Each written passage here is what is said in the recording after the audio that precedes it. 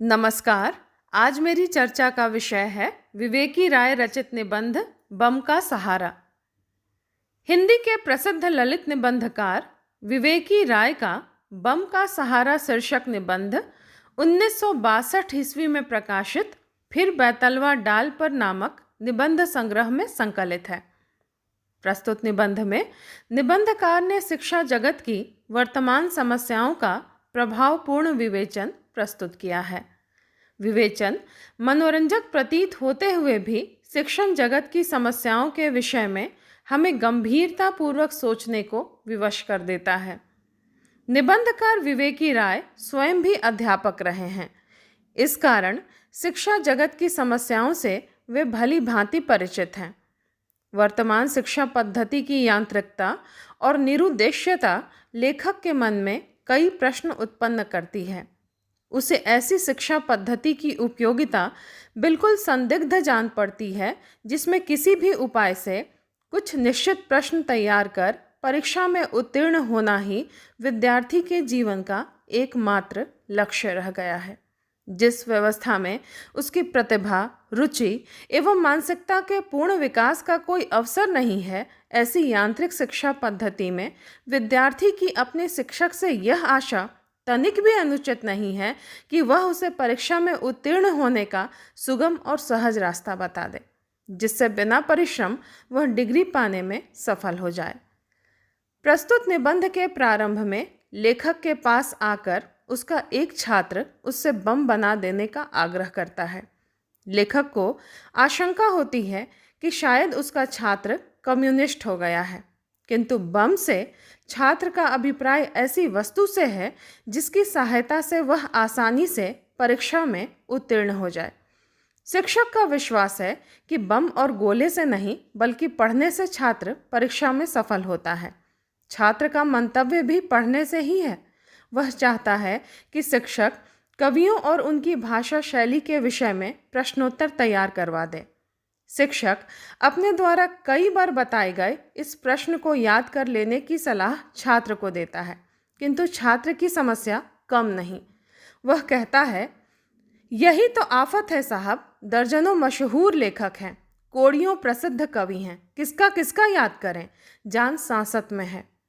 शिक्षक उत्तर देता है, तो क्या मुझे पर्चा आउट हो गया है जो बता दूं कि यही आएगा? किंतु छात्र के पास इस समस्या का समाधान तैयार है। वह कुछ शिक्षक से ऐसा लिखवा देने का आग्रह करता है जो प्रत्येक कवि या लेखक के लिए लिखा जा सके। शिक्षक को यह असंभव प्रतीत होता है, क्योंकि हर लेखक की अपनी अलग शैली, भिन्न भिन्न भाव और गुण हैं। सबके विषय में ऐसा कुछ लिखवाना कैसे संभव है कि वह प्रत्येक लेखक पर सही उतरे? छात्र अपने अज्ञानी शिक्षक के सामने अपने एक मित्र का उदाहरण प्रस्तुत करता है जो इसी उपाय से परीक्षा में उत्तीर्ण हो गया था, क्योंकि उसके मास्टर ने उसे लिखवाया था, यानी कुंजी प्रदान की थी। वह कुछ ऐसा था, आपकी भाषा आकर्षक है, आपकी शैली हृदय को छूती है, आपने अपने भावों और विचारों को सफलतापूर्वक प्रकट किया है, इत्यादि।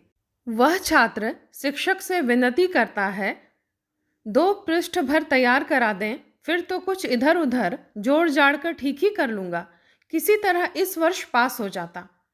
तो क्या कई वर्ष से परीक्षा दे रहे हो? शिक्षक द्वारा इस प्रश्न पूछने पर विद्यार्थी बताता है कि उसे गत वर्ष परीक्षा देने से रोक दिया गया था। रोकने का कारण वह बताता है कि उसका बम ही कॉपी में चला गया था। लेखक आश्चर्य से भरकर उससे प्रश्न पूछ बैठता है, बम? कैसा बम? वह जवाब देता है, इतिहास के पर्चे का बम था। तमाम सन संवत और तिथियां एक छोटे से कागज पर नोट करके ले गया था। कॉपी में छिपा कर लिखने के बाद उसे निकालना भूल गया और वह ऐसे ही उत्तर पुस्तिका में चला गया। नतीजा यह हुआ कि परीक्षा फल तो गोल हो ही गया, 1 वर्ष के लिए उसे रोक भी दिया गया।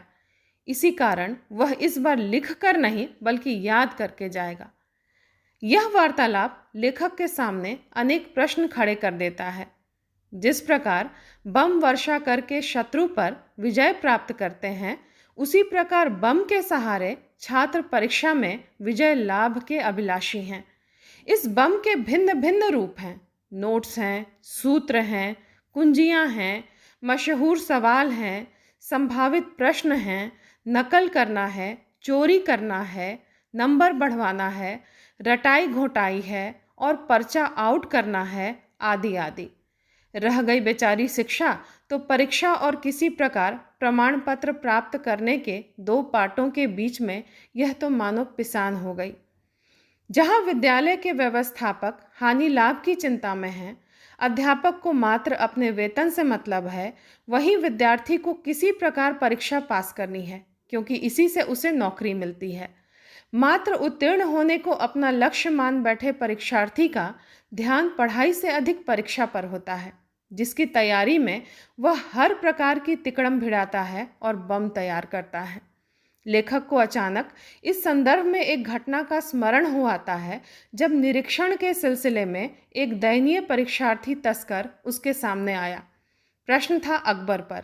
किसी प्रकार वह परीक्षार्थी बाहर गया, इतिहास की पुस्तक से अकबर वाला पाठ फाड़ कर लाया, बिना सोचे समझे नकल कर लिखना प्रारंभ किया।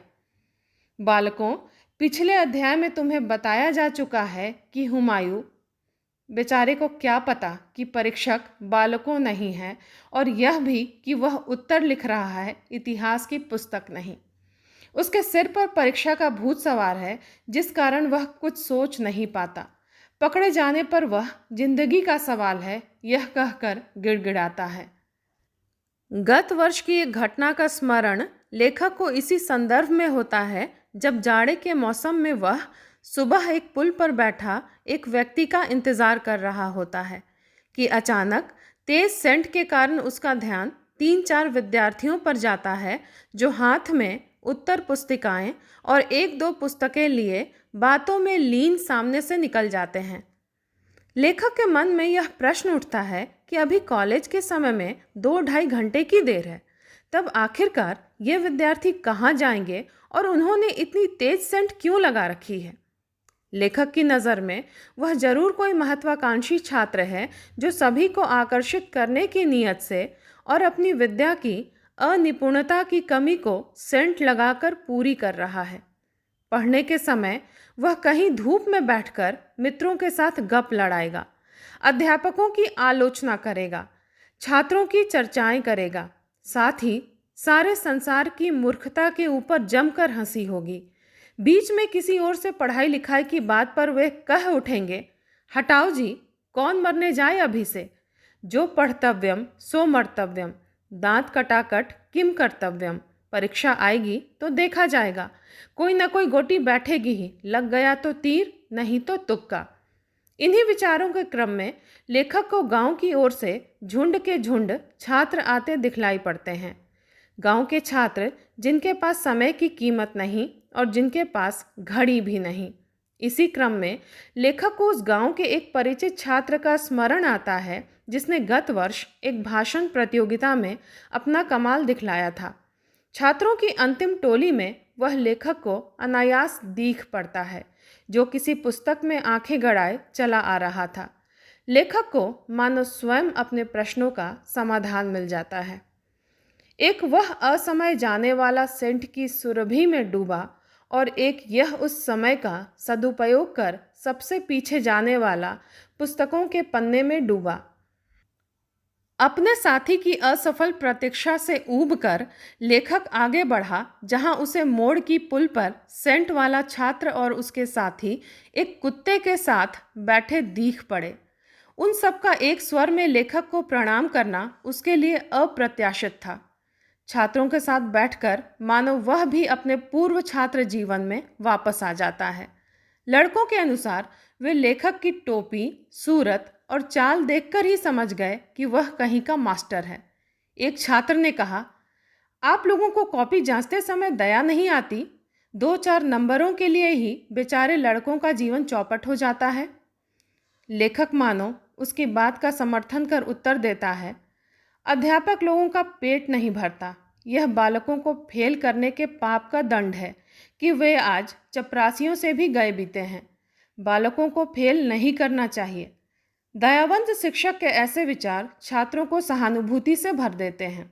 वे देखते हैं कि शिक्षक के पैरों में तो बहुत दुखदाई बीवाइयाँ फटी हुई हैं। यदि उन्हें आज शिकार मिल जाए तो इसकी दवा का वे निश्चय प्रकट करते हैं। लेखक आश्चर्य प्रकट करता है कि पढ़ाई के समय वे सब शिकार खेल रहे हैं। इस प्रकार भला फाइनल परीक्षा में वह कैसे सफल हो पाएंगे? किंतु छात्रों को इसकी परवाह नहीं। वे ठहाका मारकर हंस पड़ते हैं। सेंट लगाया हुआ छात्र कहता है कि परीक्षा का उनका केंद्र अपने ही कॉलेज में हो गया है। कुछ तिकड़म का बल, कुछ भुजा का बल, कुछ भाग्य का बल और सातवें फाटक के लिए जमकर बमबाजी होगी। शिक्षक उन्हें स्मरण दिलाता है कि परीक्षा में बम का सहारा सदा हानिकारक और खतरनाक होता है। इसी बीच एक छात्र ने खेतों के बीच के छोटे से नाले की ओर संकेत किया। जब तक एक सियार की सूरत शिक्षक की आंखों के सामने प्रकट हुई, तब तक अपने कुत्ते को इशारा कर विचित्र प्रकार की हाँक लगाते हुए सभी उधर झपट पड़े। एक छात्र ने सियार के ताजा खून को बीवाई की अचूक दवा बतलाते हुए शिक्षक को जल्दी दौड़ने की सलाह देता है। झटपट की उत्तेजना में शिक्षक भी स्वयं को भूल जाता है। अब तक छात्रों को उचित दिशा निर्देश देने का प्रयास करने वाला शिक्षक उस उत्तेजना की स्थिति में बिना कुछ सोचे विचारे छात्रों के आह्वान पर दौड़ने को तैयार हो चुका था कि दूर से उसकी मित्र की पुकार ने, जिसकी वह अब तक प्रतीक्षा कर रहा था, उसे रोक दिया। निबंध की समाप्ति इसी बिंदु पर हो जाती है। मनोरंजक और रोचक शैली में उक्त निबंध आज की शिक्षा व्यवस्था और विद्यार्थियों की मनःस्थिति को बखूबी अभिव्यंजित करने में सफल है, जो हमें शिक्षा व्यवस्था की बदहाली पर गंभीरतापूर्वक विचार करने को मजबूर कर देता है। धन्यवाद।